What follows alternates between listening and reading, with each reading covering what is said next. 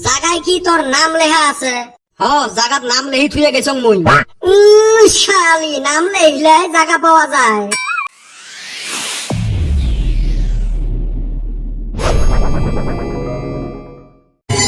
এই কত মানে তুই এইফালে আয়। কে অমুরা জামুকে? ওইটা মোর জাগা মোর। জাগায় কি তোর নাম লেখা আছে? হ জাগাত নাম লেহি থুয়ে গেছং মুই। শালি নাম লেখলে জাগা পাওয়া যায়। আমি যে বেটা ছাওয়ার জায়গায় নাম লেখছি ও ছাইরা দিব। ইয়ে বুড়ি এহারে সই করিম। তোর বাপের দম আছে মোর জাগাত আসা? দম নাইকা দেহি তো কিছু কইতাছি না। এ যেতে আছেন ওতে বসি থাকো তো, স্কুল আসি কাজিয়ে বেসাল। এ বল্টু একটা কথা ভাবছিস? মুই তো মেলা কথায় ভাবং, তোরটার সাথে এলা কমন পড়ে না নাই? বর্তমান যুগত স্কুল বন্ধ থাকলে আমার হোয়াটসঅ্যাপ গ্রুপত মেসেজ যায়। আগের যুগত ছাওয়া গুলে কেমনে খবর দিছিল রে? আগের যুগের মানুষ গুলে না সকালে একবার স্কুলত আসি চেক করি গেছিল যে স্কুল খোলা না বন্ধ। আর আজকালি যুগত আমার আগত গার্জিয়ানে খবর পায়। হয় রে, আগের যুগত স্কুলের জায়গা নিয়ে হায় রে মারামারি হচ্ছে। আমার বাপ চাচারটাই শুনছিলেন সকালে যায় বই থুয়ে জায়গা দখল করি আসছিল। সেলা আমরা বস্তা নিয়ে যায় বসছিল, যার যার বস্তা তাইতেই বসছিল, কিসের আরো মারামারি? এ সুসে তোর বাপ তাইলে অঙ্গনবাদী সেন্টারত গেছিল, স্কুলত যায় নাই। এ সুসে আগের যুগত বেঞ্চে না আছিল স্কুলত, মানুষ গাছের তলতে লেখাপড়া করছে। গাইরে গাছের তলত লেখাপড়া করিল, ওই যে আমার বাপ চাচারা। আর তোমাক এত সুবিধা করে দেওয়া হয়েছে তাও তোমরা পড়াশোনা করে নেই দেও। অতি সুবিধা করে দিচ্ছেন। স্কুলত আসলে ক্লাসের পরে ক্লাস নিকেশ নিবার না দেন। বাড়িত গেলে তো বাপ মার মুখত খালি পড়া আর পড়া। আরো কয় সুবিধা করে দিছে। এই হারামজাদা, স্কুল আসলে পড়াশোনা করা লাগবে নয়? পড়াশুনে তো করা লাগবে, ওইটা আমরা জানি, কিন্তু তোমরা আজকে আমাক গণিত শিখেন তো। না, মুই তো গণিত টিচার নহাং, মুই কে শিখে? ওই তো দেহ তোমরা একটা সাবজেক্টের বাইরে অন্য সাবজেক্ট পান না। আমার কেমনে খুলে দেহ তো এই 6-7টা সাবজেক্ট এহলাই পড়া লাগে। এতে দেহ তো নিকেশ নেওয়ার টাইম আছে নাকি? শালা এলে ঝানুয়ে মরিস রে, এদের মুখের সাথে পাওয়া যায় না। উচিত কথা কইছে তো বিষ ধরছে। এই হারামজাদা রহ, মুই তোমার বিষ ধরাবে লেখছং।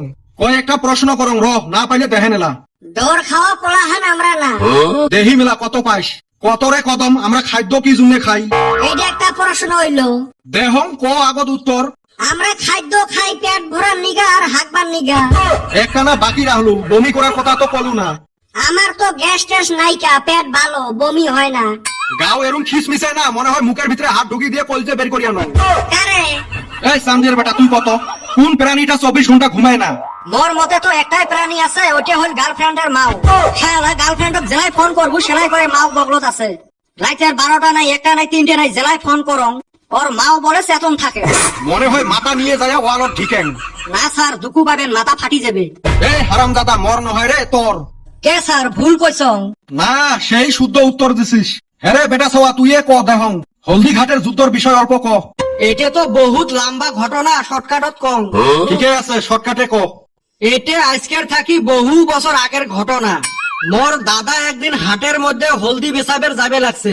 তা গেটে হলদি বাড়ির নাও ঘাট দিয়ে পার হওয়া লাগে। হলদি বাড়ির ওই ঘাটতে এক ব্যাপারীয়ে দাদার সাথে হলদি নিয়ে দামাদামি করিল। হলদির দাম না বোনা দাদা দিবেরে নহয়, ব্যাপারী ছাড়বেরে নহয়।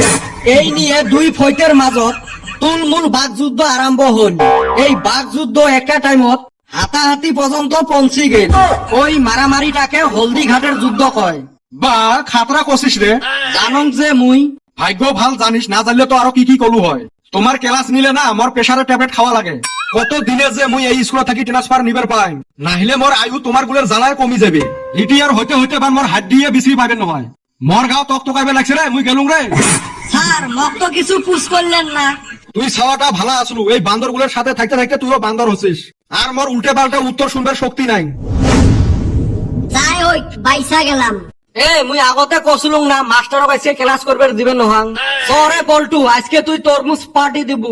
ই কোন হাউসত মুই তোমাক তরমুজ পার্টি দিম? এ পার্টি দিবের জন্য না মন লাগে, মন। আর মুই জানং ওই মনটা তোর আছে।